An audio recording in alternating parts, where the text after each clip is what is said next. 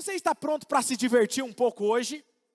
Ok? Então vamos lá. Quero fazer uma pergunta para vocês e eu espero que você seja sincero. Primeiramente, quem aqui promete para mim que vai ser sincero? Levanta a mão.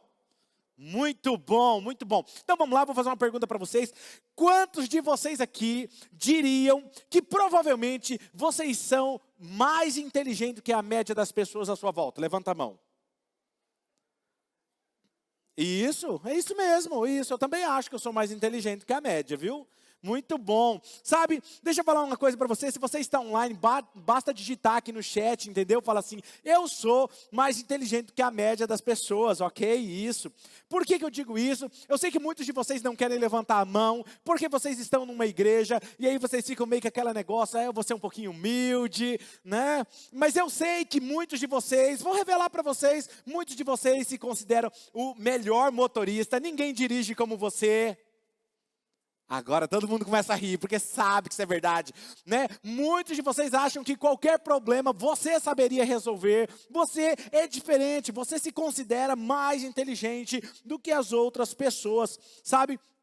Mas a maioria de vocês provavelmente pensa também que é menos pecador do que a maioria das pessoas, não é? E quando se trata de problema, a maioria de vocês pensa que está mais certo que a maioria das pessoas. E como eu sei disso? Porque eu vejo os comentários de vocês nas redes sociais, sabe? Às vezes eu vejo você lá comentando o quanto você tem razão naquilo que você está falando. Ou às vezes na conversa de pequenos grupos. Quando eu chego assim, eu sei que quando o pastor chega num grupo, num pequeno grupo, geralmente as pessoas param muda o jeito de falar. Mas às vezes eu estou passando e eu escuto você falando, não, porque fulano tem que fazer assim, porque não sei o quê, porque você acredita que você está certo e as outras pessoas estão erradas. Sabe, eu não posso falar por todos vocês, mas eu posso falar por mim, ok? E eu sei que eu estou um pouco acima da média.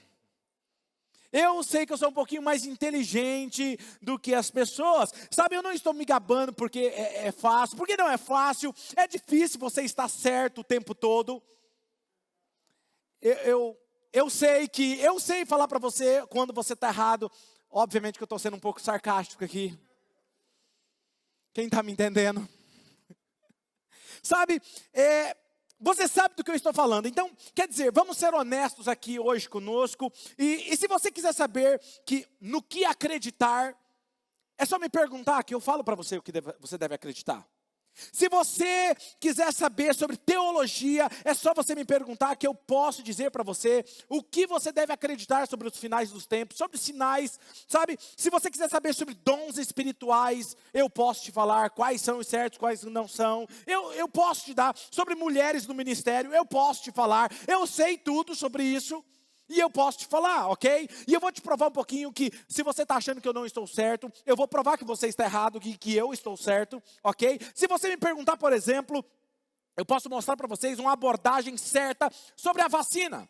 Se você me perguntar, eu sei falar sobre a vacina, qual é a melhor vacina, eu sei dar a minha opinião, eu sei falar um pouquinho sobre capitalismo, eu sei falar um pouquinho sobre armas, eu sei falar um pouquinho sobre aborto, eu tenho minha opinião sobre aborto e eu posso te convencer disso, sabe, sobre questões sexuais, de gênero, sobre capital, sobre punição, eu sei e eu tenho minha opinião e eu estou correto. E eu gostaria apenas de dizer a você, não apenas sente e se delicie com a glória do meu brilho, porque eu sei que é cansativo, mas sabe, é cansativo estar certo o tempo todo. O sarcasmo acabou. Vocês já estavam pensando em ir embora, né? Assim, eu vou embora, esse pastor está louco. O que eu quero hoje é, se você estiver tudo bem para você, eu vou pressionar você um pouquinho. Eu vou esticar você um pouquinho, se você me permitir, sabe? Porque eu descobri que se eu não pressioná-lo, se eu não deixá-lo bravo algumas vezes no ano, provavelmente eu não estou fazendo o meu trabalho. A minha missão, minha vocação é mexer com você. E às vezes eu vou deixar alguns de vocês ofendidos com o que eu vou falar, às vezes eu vou deixar você um pouquinho bravo, vai dar um pouquinho de atrito, mas eu preciso mexer com você, e às vezes tirar você da zona de conforto, esticar você, porque nós só somos transformados quando nós somos esticados. Nós só somos transformados quando nós somos confrontados. Então eu quero mexer com você. Quem aqui me permite pressionar um pouquinho você hoje? Muito bom. Ó, depois não vai dizer que eu não avisei, hein? Então, se não há problema para você, eu quero pressionar você e apenas dizer, vá em frente. Se você está online, diga, pastor, pode pressionar. Pode pressionar, digita aí que eu vou amar pressionar você, ok? Sabe, eu quero dar um contexto para vocês de um versículo que eu quero ler. Vamos começar no Evangelho de Lucas, capítulo 18, versículo 9. Nesse texto, nesse contexto, você entenderá que Jesus está rodeado de algumas pessoas. E o mais interessante, só para dizer sem rodeios, eles eram um pouquinho como muitas pessoas na nossa época de hoje, da nossa cultura de hoje, ok? Eles estavam sempre certos sobre tudo. Tudo eles sabiam. Eles sabiam quem estava errado e eles sabiam quem estavam certo, que eram eles. E eles estavam certos sobre tudo. Seu objetivo acima de tudo eram eles estarem certos, ok? Nós sabemos o caminho, nós nos comportamos da maneira certa, nós estamos sempre certos. Eles pensaram que eram mais espertos, eles achavam que eram os melhores, eles pensaram que eram os mais santos do que todos os outros. E é mais ou menos isso que eu estou contando para você, que está esse texto. Vamos lá, abre o seu aplicativo, ou a sua Bíblia aí na sua versão que você gosta, em Lucas capítulo 18, versículo de número 9 e 10, que diz assim: Jesus também contou esta parábola para aqueles que se achavam...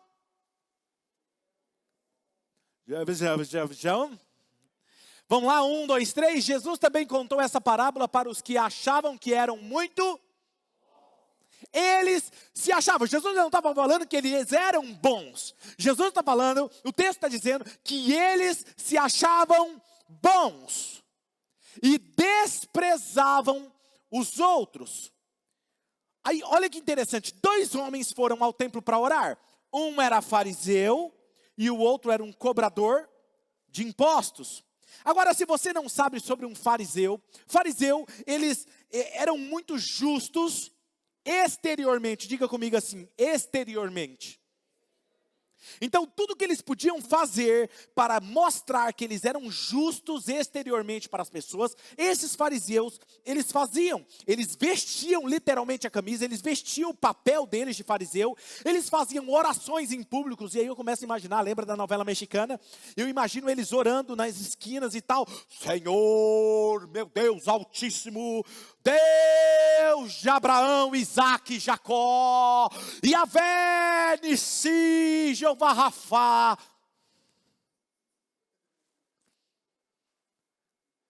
Excelentíssimo, digníssimo Senhor, Rei dos Reis, Senhor dos Senhores.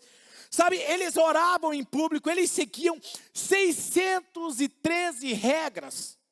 Nós, cristãos, poderíamos dizer que nós temos 10 regras, que é os 10 mandamentos, mas eles seguiam 613 regras.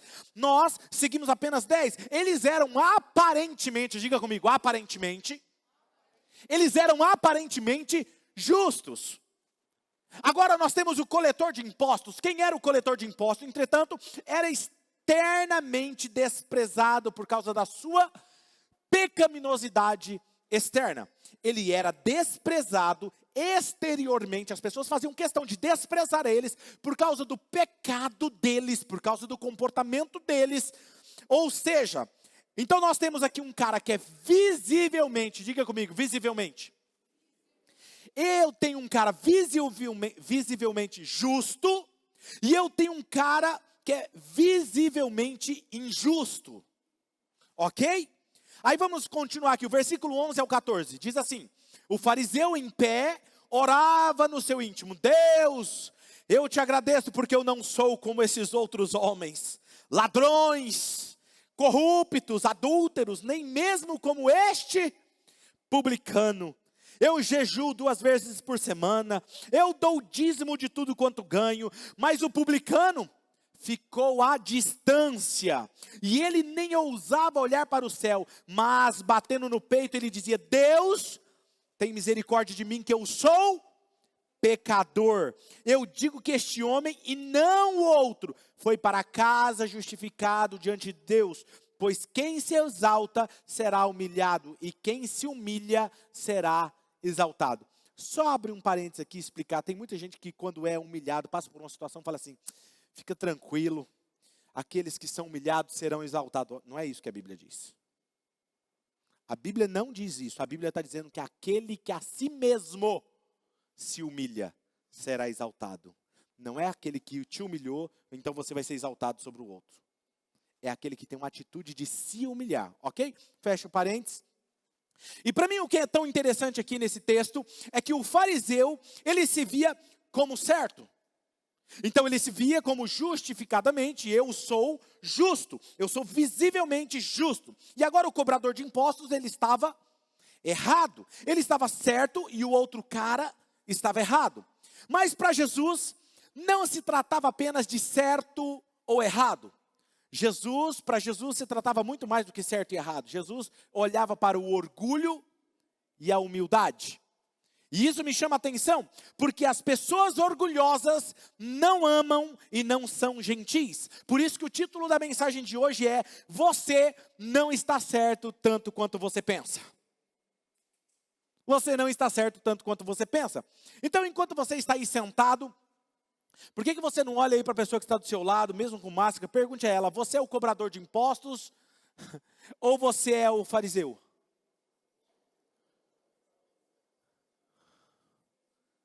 Eita! O engraçado é que dentro do casamento não tem como esconder, né? Pergunta por perguntar, mas já sabe quem está tendo a postura do fariseu dentro de casa. Por que o pastor também vai fazer essas perguntas, né? Sabe, nós vivemos em um momento complicado, certo? Eu quero dizer, está tenso as coisas lá fora. E nós estamos falando há várias semanas sobre uma série de mensagens chamada Sem Ofensas. E há tanta tensão, tantas pessoas que estão certas, completamente convencidas de que o que eles estão acreditando está correto, em lados opostos de visões, eles fazem questão de deixar claro isso. E infelizmente, como cristãos, se não tivermos cuidado, é muito fácil nós cairmos em nossa própria justiça. E nós também acreditarmos na nossa retidão e nosso próprio orgulho espiritual, assim como os fariseus.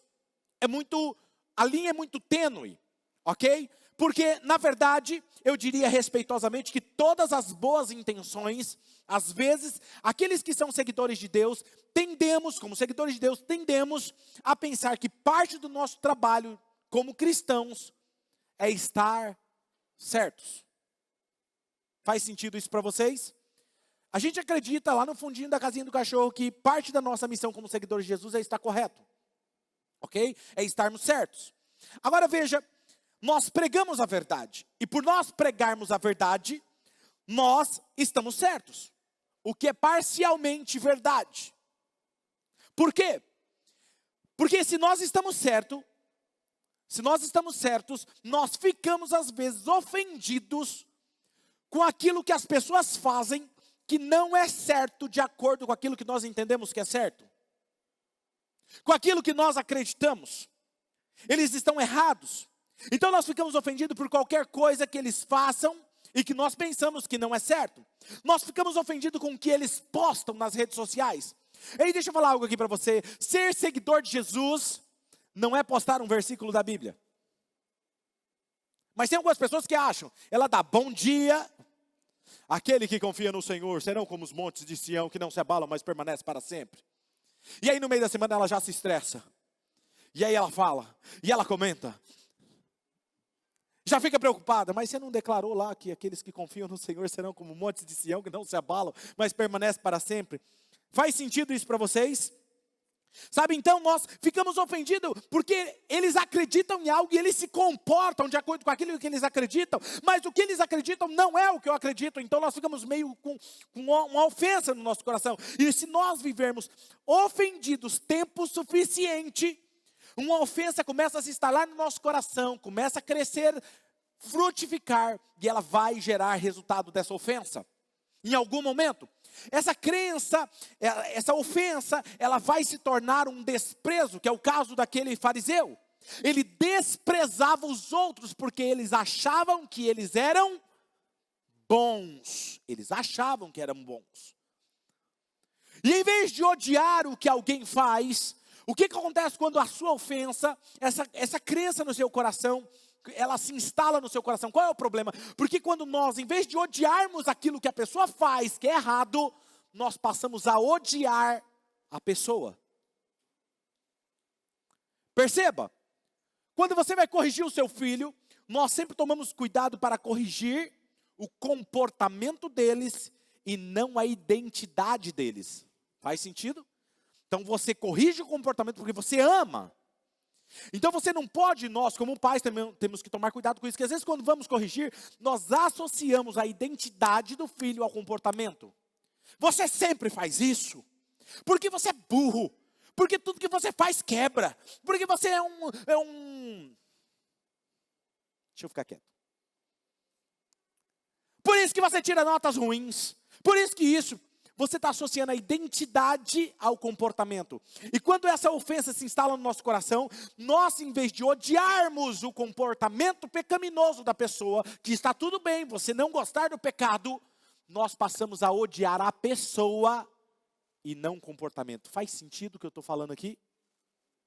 Então, nós somos cristãos. Então nós estamos certos. Nós somos guardiões da verdade, certo? Então, se nós somos guardiões da verdade, isso importa. Mas se não tomarmos cuidado, já que somos guardiões da verdade, nós podemos ficar ofendidos por aqueles que erram. Porque afinal de contas, eu sou o guardião da verdade. E então, de repente, nós começamos a pensar que realmente o nosso trabalho avaliar as pessoas. Diga comigo, avaliar. E aí as pessoas dizem assim, pastor, mas avaliar é diferente de julgar. É a maneira mais espiritual de julgar. Eu estou só avaliando. Eu como cristão, como guardião da verdade, eu estou avaliando o nosso irmão Tiago. E segundo a avaliação da minha verdade, o nosso irmão Tiago está errado. Sabe, é quase totalmente diferente. Você vê, porque eu tenho autoridade como cristão para avaliar o outro, onde as pessoas estão na jornada. E se alguém me perguntar o que eu penso de alguém, pastor, eu não vou julgar, eu vou avaliá-lo. Ele é um cara legal. Não, o Joãozinho, ele é um cara legal. Mas esse comportamento dele está totalmente errado. E eu me sinto no direito de falar isso. Porque ele é até legal. Não, aquela mãe, não, ela é uma gente boa. Ah, mas ela deixa os filhos dela fazendo muita bagunça. Nós sempre tendemos a dizer, fulano é bom, mas isso... Quem está me entendendo? Sabe, nós estamos certos sobre a nossa teologia. Nós acreditamos de um jeito, estamos certos sobre como devem ser as igrejas. Nós podemos estar armados com verdade suficiente para avaliar igrejas em qualquer lugar, em outros lugares, e dizer que a nossa igreja é a que acerta. Não, porque a minha igreja é a correta, porque ela tem uma penumbra, ela é mais escura, é a oxigênio, o meu pastor prega mais simples, mais claro. Essas outras igrejas não. E se alguém me perguntar, eu vou falar. Nós sabemos quais são as pessoas boas, quais são as pessoas ruins, e porque nós estamos certos, nós dizemos a todos que essas igrejas aí são igrejas rasas. Que essas igrejas aí, elas pregam água com açúcar. Elas são muito chatas e a minha igreja é certa. Nós não ensinamos uma mensagem suave e agradável. Nós não ministramos uma palavra rasa. Nós pregamos a palavra de Deus, não adulterada. Nós fazemos uma exegese versículo por versículo, como Jesus não fez. Escapuliu. Porque as pessoas falam, não, porque o pastor deveria pregar versículo por versículo, como Jesus não fez, porque Jesus não fez isso.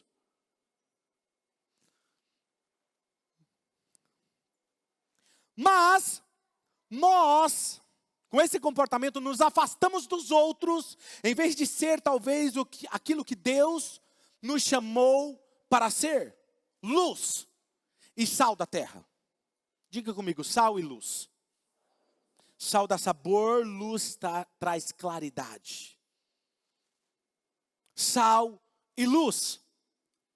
Agora veja, a nossa maneira de fazer é a certa. Qualquer outra pessoa que não faça do nosso jeito está errada. O fariseu estava certo e ele sabia disso, ele se achava o bambambam. Eu sou bom, eu não sou como este, pobre, miserável pecador. Coitado. Olha como o pecado dele é exposto diante das pessoas. Adúltero, mentiroso. Eu não sou assim. Assim ele dizia a todos como está certo e ele desprezava aqueles que estavam errados. E às vezes sem querer nós podemos realmente fazer a mesma coisa. Sabe, eu não sei sobre você, mas eu tenho a abordagem certa sobre o Covid. Eu sei o que aconteceu, eu sei sobre esse vírus. Eu sei e eu posso te contar porque a minha fonte é segura. Não, você está pesquisando no lugar errado, eu sei. Eu tenho um médico certo, um cientista certo que sabe falar sobre isso. Eu estou certo. Eu sei como as pessoas deveriam gastar o seu dinheiro. E você também faz isso. Você já falou assim? Ah, se eu tivesse dinheiro eu não faria isso. Seja sincero agora, levanta a mão. Isso, assume, meu filho, é isso aí. Jesus começa a trabalhar assim no nosso coração. Em algum momento na vida você já falou, se eu tivesse dinheiro, não faria isso. Você sabe onde deve investir. Você sabe, mas eu não vestiria aquela roupa nunca. Aquela irmã não deveria usar aquela maquiagem. Vou falar para ela, porque ela fica muito laranja com aquela maquiagem. Não é nem a cor de pele dela. Eu não sei como que as irmãs veem isso. Para mim é tudo a mesma coisa.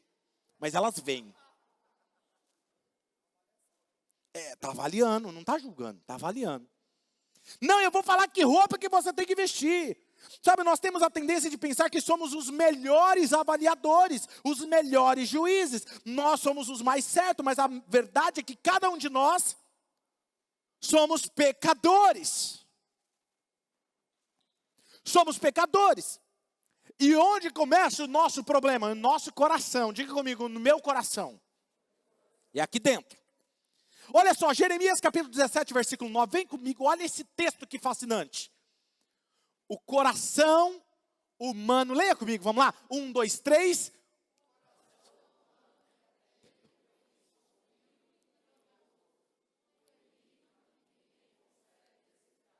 Ele é terrivelmente sombrio e o que, gente?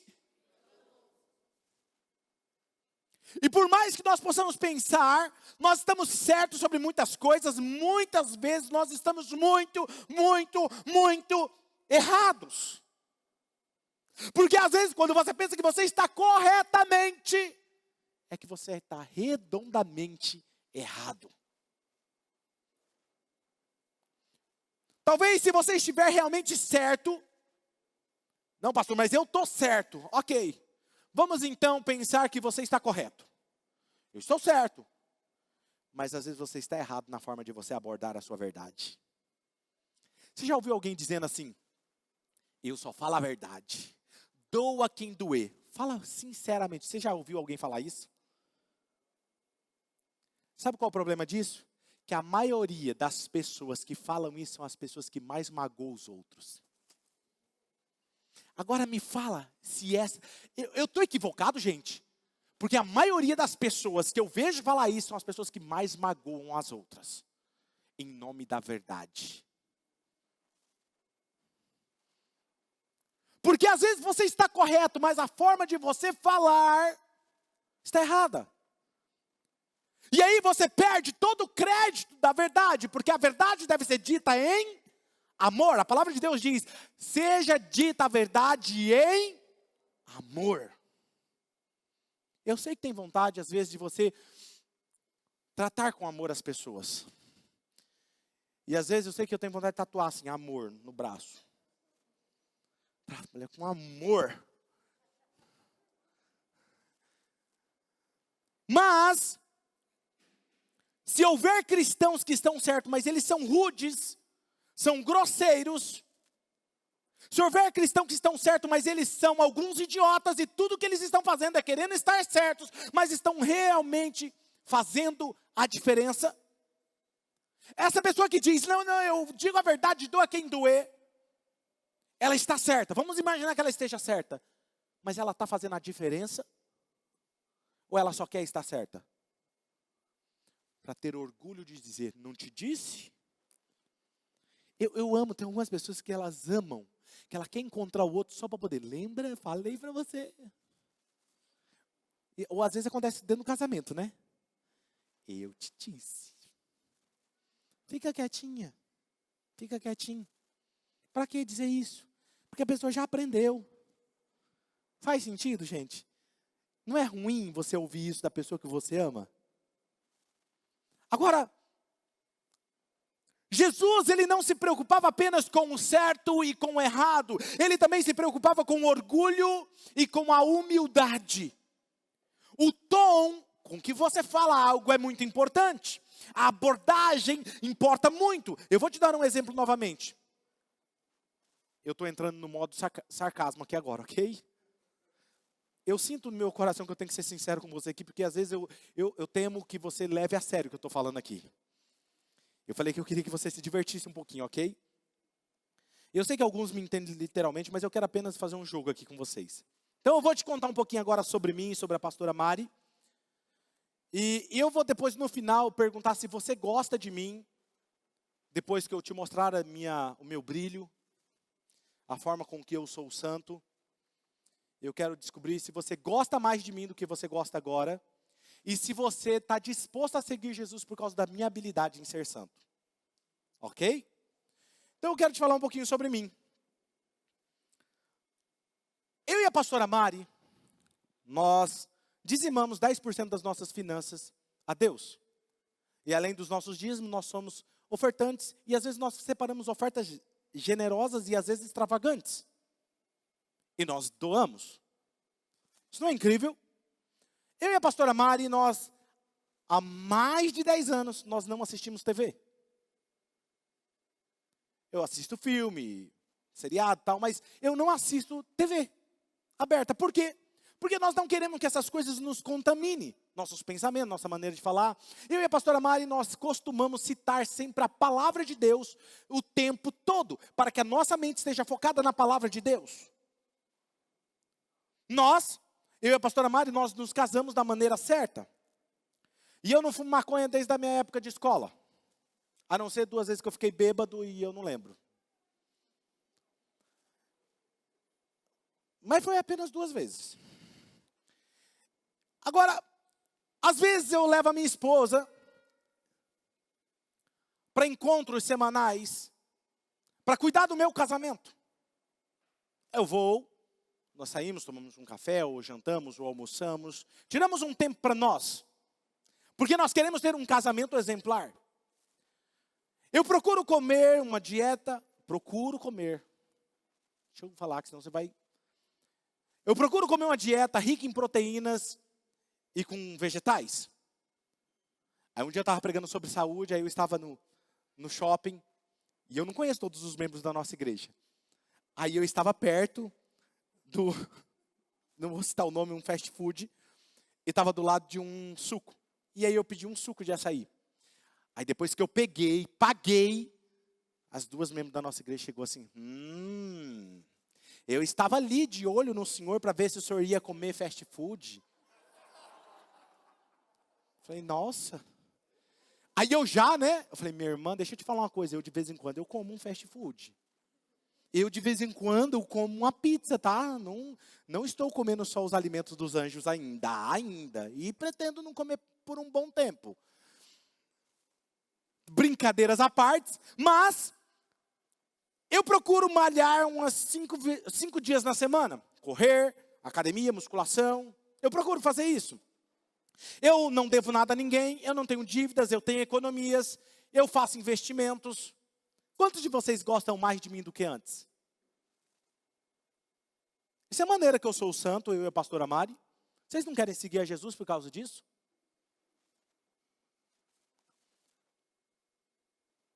Temos que entender que as pessoas não são atraídas a Cristo por nossa superioridade moral.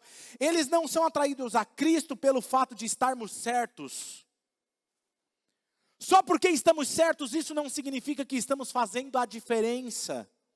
E a propósito, antes que você me odeie pela minha retidão, e a pastora Mari, A pastora Mari não casou grávida, mas nós lutamos muito, nós somos muito tentados. Minha sogra está aqui me ouvindo. Fomos muito tentados, adiamos o casamento, casamos logo para não se abrasar. Apaixonado por ela. Quem está me entendendo? Eu assisti uma das melhores e piores séries, Breaking Bad. E a pastora Mari me odeia até hoje por isso. Então não fique assustado com a minha vida, ok? Agora, se o que eu estou falando aqui te ofende, porque você não pode ficar só com raiva de mim, você pode me julgar à vontade, ok? Se você quiser, você pode me avaliar, mas eu vou te dizer agora uma coisa para você: eu não sou perfeito. Embora eu faça tudo isso, eu tenho coisas que eu estou melhorando todos os dias, como marido, como pai, como cristão. Porque eu não sou perfeito. Diga comigo assim: o pastor, diga forte, o pastor não é perfeito. Muito bom, isso não é uma novidade. Eu não sou perfeito, mas existe um que é perfeito. E o nome dele não é Claudinei, o nome dele é Jesus Cristo de Nazaré. Aquele que morreu por mim e por você. Ele é o único perfeito. Sabe, por isso que eu amo os nossos GCs. Ou agora como nós estamos chamando os nossos GOs, que é os nossos goals. Por quê? Porque é ali onde nós oramos uns pelos outros. É onde nós compartilhamos de um relacionamento saudável. A cada 15 dias nós estamos sentados conversando sobre Jesus. Nós estamos tendo um relacionamento forte. É onde nós participamos da ceia juntos. E aqueles que não tiraram foto perderam a oportunidade de aparecer e de brilhar como eu. Sabe quem está me entendendo o que eu estou falando aqui, ok? Jesus, ele não tinha pecado. Agora vem comigo aqui. E o que é fascinante sobre Jesus é que, embora ele não tivesse pecado, ele atraiu pessoas pecadores para ele, para si. Embora ele não tivesse pecado, ele atraía pessoas pecadoras para perto dele. E o que eu acho interessante é que o fato de ele andar com os pecadores não o tornou pecador. E que muitas pessoas às vezes falam assim: eu estou agora como Jesus, agora eu sento entre os pecadores. Mas aí de repente ele começa a se identificar com os pecadores.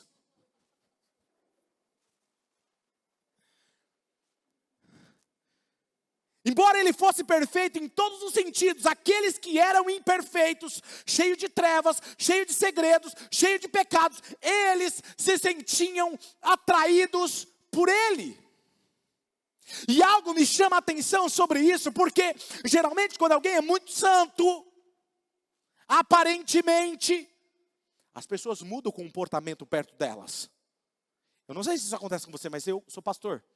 Quando eu chego em um lugar, e eu procuro parecer que eu não sou pastor. Quando alguém fala: nossa, mas você nem parece pastor. Uau! Eu não quero parecer com pastor. Porque quando eu falo que eu sou pastor, as pessoas mudam. É como: pastor.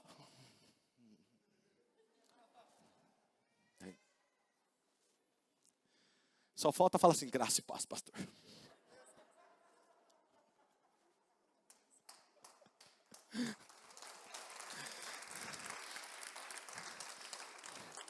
Mas a tendência é que, não vamos chamar o pastor, não. Não chama o pastor para essa festa, não. Não chama o pastor para isso, não. Por quê? Porque a ideia é: santo não se mistura com pecadores. Mas em Jesus eu vejo ao contrário. Jesus era perfeito, santo, e ele atraía os pecadores para perto dele. E os pecadores queriam estar perto dele. Uou! Eles queriam estar perto dele. E aí eu, estudando a palavra, eu comecei a me perguntar: o que Jesus tinha? O que ele tinha que atraía os pecadores? Por exemplo, Jesus, ele ia à festa dos pecadores, se juntava com eles, gostava da sua companhia, amavam estar com ele.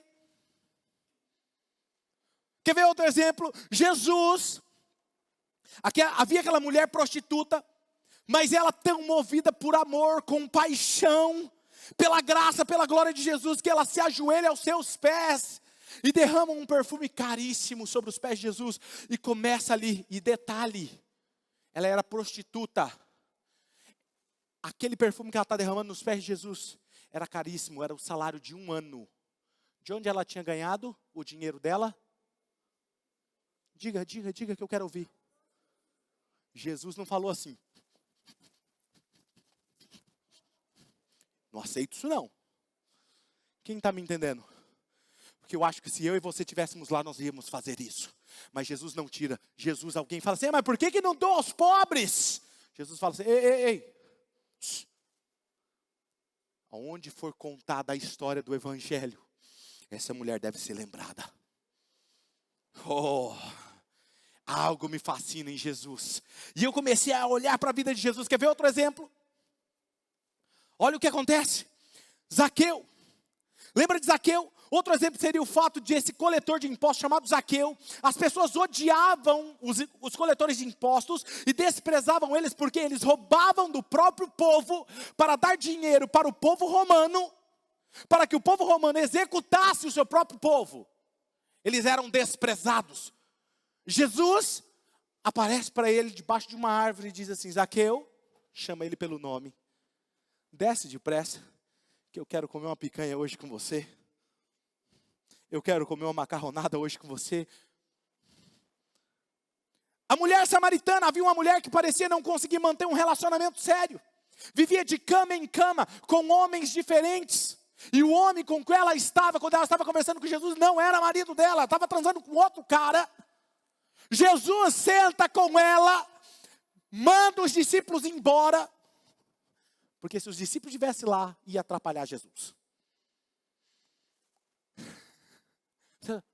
Vai buscar comida para mim que eu estou com fome. Jesus dá um gato neles.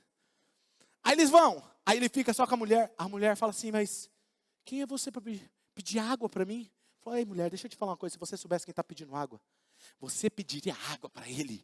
E ele daria algo que vai satisfazer esse vazio interior que você tem. Aí chegam os discípulos com pão, com lanche, com fast food para Jesus. Jesus, o senhor não está com fome? Não. Minha fome, meu alimento é fazer a vontade do meu pai. Eu acabei de fazer, me livrando de você, porque vocês iam julgar ela. Ele era perfeito, sem pecado, mas atraía as pessoas pecadoras para ele. Por que você acha que as pessoas pecadoras e quebradas queriam estar perto de Jesus? Alguém aqui pensa sobre isso? A resposta é porque Jesus nunca fez elas se sentirem mal. Muito pelo contrário. Todas as vezes que um pecador chegou perto de Jesus, se sentiu amado e acolhido.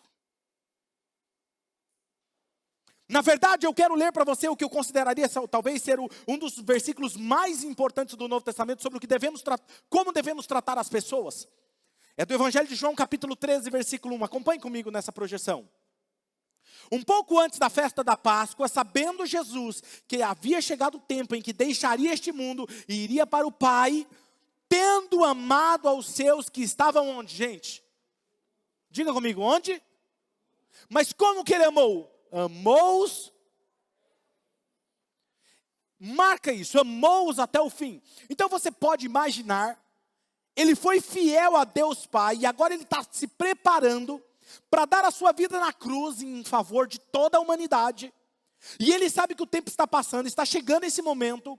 E a Escritura diz que ele amou os seus que estavam no mundo. E eu amo isso. E o que ele fez? Ele os amou até o fim. Agora a pergunta é, como ele fez isso? Faça essa pergunta para mim. Fala assim, como ele fez isso? Como ele fez isso? Eles estão sentados em volta de uma mesa no chão. Eles estão ceando ali, provavelmente ajoelhados para uma ceia muito íntima. A última refeição de Jesus, junto comendo com os seus discípulos. Ele dá um choque nos seus discípulos. Ele levanta, ele tira a sua capa de mestre, túnica, e ele pega uma toalha de escravo, vem na cintura e faz o papel que um escravo faria. Lavar os pés dos discípulos. Não pense você, se nós fizéssemos aqui agora uma lavagem dos pés, não teríamos problema. Mas eu quero que vocês imaginem, naquela época não tinha Vans, não tinha Nike Shock, não tinha AZ. Não. Sabe o que tinha? Sandália de couro, amarrada com correias. Calor, couro, terra, combustível, daquela época era esterco, seco, suor. Como você acha que ficou aqueles pés? O escravo fazia isso. Jesus pega e começa a lavar os pés dos discípulos. E ele dá um choque, e então aqueles homens se perguntam como ele, sendo perfeito, santo, está lavando os nossos pés de nós, pecadores. Ele os ama no ato de servir mais humilde da época. E eles estão chocados, como que alguém perfeito, santo, está lavando meus pés de pessoas tão pecadoras. E ele volta a comer, e ele diz, um de vocês aqui, nesse ciclo fechado, há de me trair. E Judas, sabendo o que ele estava falando dele, ele olha para Judas e diz, vai e faça rapidamente o que você tem que fazer. Judas sai para trair Jesus. E este é o contexto que ele diz, o que eu estou prestes a ler aqui para vocês na última refeição com os seus melhores amigos. Ele conhece, ele reconhece que ele está prestes a sofrer o que está por vir. Ele está amando e servindo até o Judas. Ei, você está aqui comigo? Ele lavou os pés de Judas. Só depois que ele lavou os pés dele, ele disse, vai e faça o que você tem que fazer. Ele está num ato sacrificial e humilde de todos para lavar a sujeira daqueles pés. E quando ele está sendo traído por um dos seus amigos mais próximos, então vem o texto que eu quero ler para vocês. João 13:33, ele diz o quê? Meus filhinhos. Palavra da pastora Mari. Filhinhos. Meus filhinhos, vou estar com vocês apenas mais um pouco. Vocês procurarão por mim, como eu disse aos judeus, agora eu digo a vocês, para onde eu vou, vocês não podem ir. E eu acho interessante que o termo meus filhinhos, a palavra em grego traduz como meus filhos, é a única vez que Jesus usou essa palavra no grego chamada teknia, que é um termo gentil para meus filhos, é tipo filhinhos. Para mim, eu amo isso porque agora ele é Deus. É Deus se manifestando através do corpo de Jesus ali, falando com eles. E aí ele continua dizendo, vamos lá no versículo 34 e 35. Depois de Judas estar lá traindo ele acabou de lavar os pés dele. Olha o que ele diz. Um novo mandamento eu dou a vocês. O que é o mandamento? Amem-se uns aos outros. Como eu os amei, não é? Ame uns aos outros como você acha que deve ser amado. Ame-se uns aos outros como eu vos amei. Vocês devem amar-se uns aos outros. Versículo 35, olha isso. Com isso o que, gente? Vocês amando como eu os amei, como eu estou amando aqui até o fim, todos saberão que vocês são os meus discípulos se vocês se amarem uns aos outros. Como eles saberão que nós amamos Jesus? Como as pessoas saberão que nós somos seguidores de Jesus? Não saberão que nós somos seguidores de Jesus por aquilo que nós não acreditamos. Eles não saberão que somos seguidores de Jesus porque por aquilo que nós acreditamos diferente deles. Não, eles saberão que somos discípulos pela forma como amamos uns aos outros. Eles não saberão que somos seguidores de Jesus porque votamos em pessoas diferentes. Porque nós temos um posicionamento da vacina diferente, porque nós postamos algo na rede social. Eles saberão que pertencemos a Jesus pela maneira como nos amamos, o quanto estamos sendo gentis. Porque quando nós amamos e somos gentis, somos conhecidos como seguidores de Jesus. Amar até o fim. Jesus, ele era amável, atencioso, gentil, cortês, atento. Ele os amou até o fim. Então por que muitas vezes nós não amamos os outros como Jesus nos amou? Essa é uma boa pergunta. Por que nós não amamos como Jesus nos amou? Por que nós não amamos as outras pessoas que pensam diferente de nós, como Jesus nos amou? A resposta pode ser porque nós estamos ocupados demais, querendo estar com a razão. A resposta é porque nós estamos buscando demais estar certos, em vez de se preocupar com o orgulho e a humildade em nosso coração. E Jesus, ele não estava somente preocupado com o certo e o errado, ele também se preocupou com orgulho e humildade, porque quando começamos com a postura orgulhosa, sabe o que acontece? Nós entramos num ciclo desastroso. Então vamos lá, vamos começar a ver um ciclo. Se eu começo com um ciclo, eu estou certo, o que acontece? A próxima postura é, eu estou sempre certo, a primeira coisa que sentimos é superioridade moral. Eu sou diferente do outro. E por eu me sentir superior moral, porque nós estamos certos e os outros perdedores estão errados, porque eu me sinto moralmente superior, então é muito fácil avaliar o outro e julgar o outro. Então eu entro no outro ciclo que é me torno crítico. Eu me torno alguém crítico. Por quê? Porque eles não estão certos, eles são estúpidos, eles pensam diferente de nós, eles estão errados. E porque eu me sinto superior, eu sou crítico. E por eu ser crítico, é fácil ficar irritado e ficar ofendido. E essa é a pior postura para alguém como seguidor de Jesus está. E é isso exatamente o oposto que Jesus era. Pense nisso, Jesus foi a pessoa mais certa e menos crítico da sua época. Ele era a pessoa mais correta, mais perfeita e menos crítica. Ele era perfeito. Nós falamos algumas semanas atrás sobre a mulher adúltera que foi pega, lembra? E, na verdade, ela foi pega num ato extraconjugal com outro cara. E os fariseus levaram ela para Jesus, por não sei o motivo, mas não cito o nome do cara, vamos deixar ele meio de lado. E trazem essa mulher e diz, Jesus, na lei de Moisés, diz que nós devemos apedrejar essa mulher e matar ela, tirar ela da nossa comunidade. E havia ali os fariseus que estavam tecnicamente certos. E havia a mulher que estava completamente errada. Agora veja, ela pecou e aqueles fariseus aparentemente estavam corretos. Jesus disse aos fariseus, aquele que não tem pecado, atire a primeira pedra. Escuta isso, escuta isso. Jesus olha para aqueles fariseus e diz, se você nunca pecou, você tem o direito de julgá-la, você tem o direito de condená-la. E aí ele pega e começa a escrever na areia. E diz os historiadores que ele estava escrevendo sobre os pecados daquelas pessoas. E eu comecei a pensar, vamos imaginar uma cena aqui. Porque você roubou aquele dia, aí o cara que roubou lá na reunião, gente, tá tarde, eu vou almoçar, depois vocês veem o que vocês fazem aí. Depois a gente conversa, galera, valeu. Aí o outro, você olhou e desejou o que não devia. Você mandou mensagem no privado quando não devia. Você não sei. Começaram a sair. Ele falou assim, aquele que não tem pecado, você tem o direito de julgá-la. Jesus era perfeito, não tinha pecado. Ele era o único que tinha direito legal de julgar e condenar aquela mulher. Quando ele olha para ela e diz o quê? Mulher, cadê seus acusadores? Ela diz, não estão aqui, Jesus. Se eles não te acusaram, nem eu te condeno. Vai e não peques mais.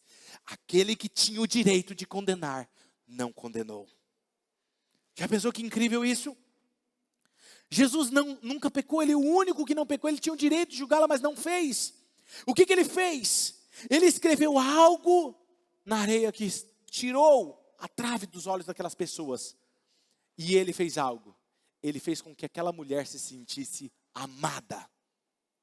Amada.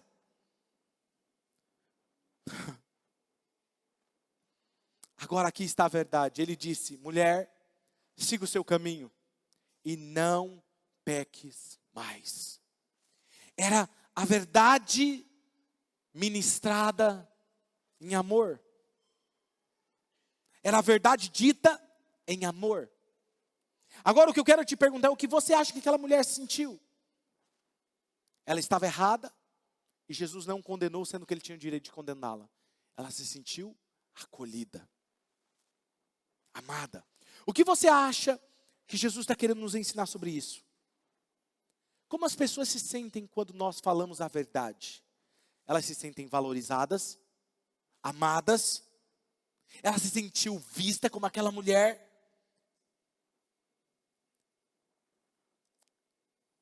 Jesus estava mais preocupado do que com o certo e com o errado. Jesus estava preocupado com o coração orgulhoso e humilde. Aqui está o outro ciclo que nós devemos, como seguidores de Jesus, seguir. É partir do princípio, eu estou perdoado. E quando eu entendo que eu sou perdoado, se começamos com a base e a ideia de que eu estou perdoado, nós vamos sentir o quê?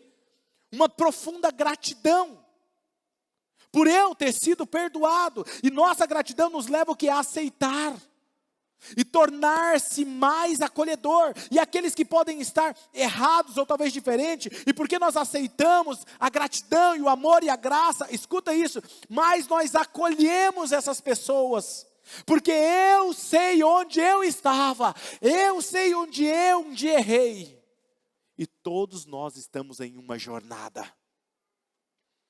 Então, pelo fato de eu acolher mais as pessoas, porque nós aceitamos mais, acolhemos mais, o que acontece? Nós transbordamos em amor, e nós continuamos com uma postura de perdão, gratidão, amor e graça. Em vez de sermos certos e ineficazes, nós podemos ser humildes, podemos ser amorosos e podemos ser mais gentios. Assim nós podemos compartilhar a verdade de maneira mais eficiente. Se nós amássemos como Jesus ama, muitos dos convites que nós faríamos, convidando alguém para vir à igreja, eles viriam. Muitos não aceitam ir numa igreja, porque existe um preconceito de julgamento e avaliação. Eu vou lá? Não, não vou lá. Vão me julgar por causa da minha tatuagem, por causa dos meus erros, por causa do meu pecado. A gentileza, fruto do amor, transforma pessoas. Quero comparar os dois ciclos agora com vocês. Esses dois ciclos, nós precisamos entender. Qual ciclo em minha vida eu estou seguindo? O do estou certo ou eu estou perdoado? Certa vez, quero encerrar caminhando para o final. Eu estava com uma pessoa, como eu disse para você, sentei em um lugar e alguém veio, geralmente com essa pessoa, muito provavelmente, ela sentava naquele lugar, alguém trazia uma cerveja para ela. E como ela estava comigo, ela se sentiu envergonhada quando o garçom trouxe a cerveja. Não, me dá um suco, por favor. Falei para você, as pessoas ficam saudáveis perto de mim. Teve uma outra, e eu vi que aquela pessoa se sentia culpada perto de mim. Eu falei, não, pode devolver aqui, coloca a cerveja aqui, pode tomar sua cerveja. Está tudo bem. E aí teve uma outra situação que teve uma pessoa que estava perto de mim e de repente ele descobriu que eu era pastor e aconteceu uma situação que ele xingou. PQP Carvalho. Você entendeu? Pastor, perdão, a vossa santidade. Eu falei, o que foi? Você está constrangido porque você falou PQP Carvalho? Você falou. Falei. Não estou falando que é certo que eu fiz, tá, gente? Eu só estava querendo que ele não se sentisse culpado perto de mim. E eu falei, o que tem de imagem para ele como pastor? Teve uma outra situação. Eu estava no lugar, o cara falou assim para mim. Eu vou levar o pastor para o puteiro. Falou na frente da empresa dele. Eu não sei se ele está aqui hoje. Ou a esposa, geralmente eles vêm. Naquele dia eu dei risada. E ele depois falou para mim que ele tinha falado aquilo porque ele não queria que eu fosse evangelizar ele regularmente. Ele queria que eu parasse, ele queria me envergonhar. Mal ele sabia que eu virei quase uma sarna nele. Não xinga perto de mim, que senão eu vou virar uma sarna perto de você. Hoje eles são membros dessa casa. E eu me pergunto, como as pessoas se sentem quando estão perto de você? Será que você transparece ser tão moralmente justo que as pessoas não podem errar perto de você? Não ajudamos alguém julgando os seus pecados, mas nós podemos ajudá-los amando-os e apontando-lhes que aquele que perdoa os pecados.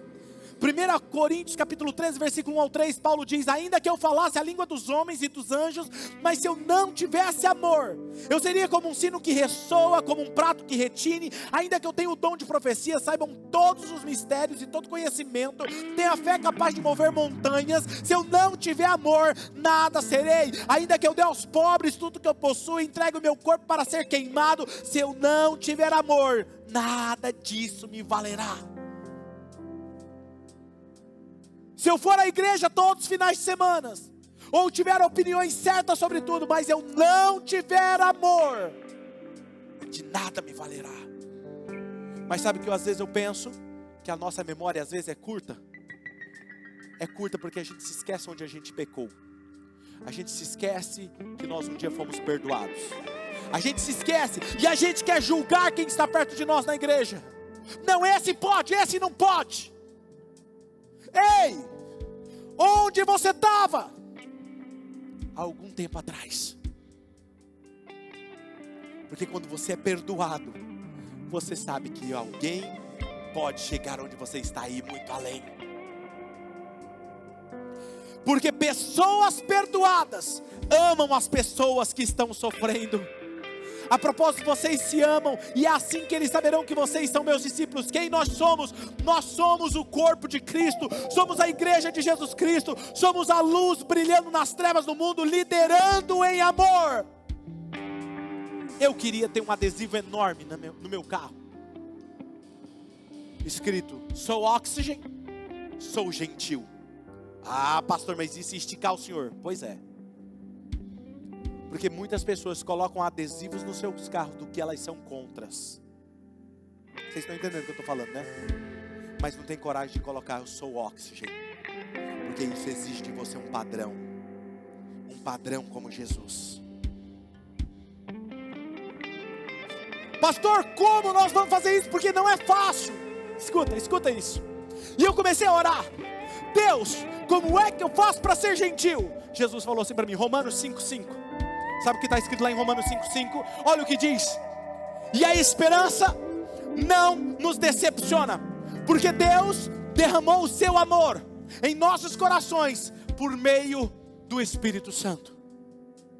Quanto mais eu me relaciono com o Espírito Santo, mais gentil eu me torno. Quanto mais eu ando perto dele, mais eu amo as pessoas. Quanto mais eu me relaciono com o Espírito Santo, quanto mais eu recebo desse vento fresco sobre a minha vida, todos os dias, todas as manhãs, eu me torno mais gentil. Isso quer dizer que eu não vou errar? Não. Quando eu errar, eu vou ser rápido em falar assim: me perdoa. Antes que o sol se ponha sobre a minha ira, me perdoa, eu errei, eu falei grosseiro, eu fui estúpido, isso não faz parte da minha natureza, eu sou gentil. Eu sou gentil. Só é possível quando somos ungidos pelo Espírito Santo fazermos o bem às pessoas.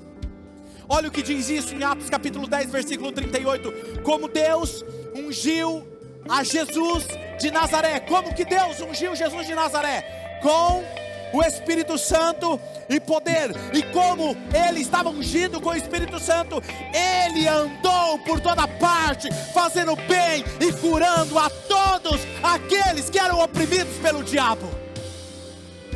Só é possível sermos transformados, só é possível sermos gentis quando esse vento fresco vem sobre nós. Quem está entendendo?